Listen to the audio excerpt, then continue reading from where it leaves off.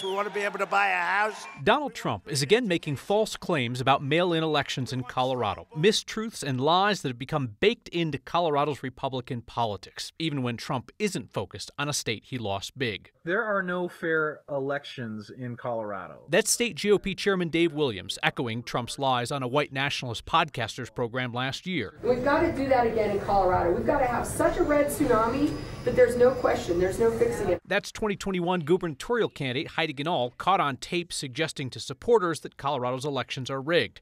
Her GOP primary opponent for governor, Greg Lopez, he called for an end to mail-in voting altogether, although Lopez solely voted by mail once it became a choice. We stand in line for concerts. We stand in line for baseball games and football games. Why can't we stand in line to vote? We, the jury, find the defendant Tina Peters guilty of even after former Mesa County Clerk Tina Peters was indicted on felonies for allowing conspiracy theorists into her county's voting system, the Colorado GOP offered her a leadership position working on election integrity issues. Peters was convicted this afternoon of felonies.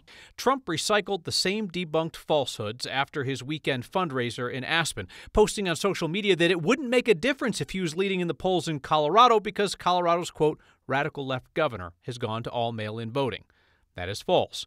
Mail-in voting was passed and implemented by a Republican Secretary of State before Democratic Governor Jared Polis ever took office. Trump's suggestion of fraud in Colorado's mail-in voting is also not supported by evidence.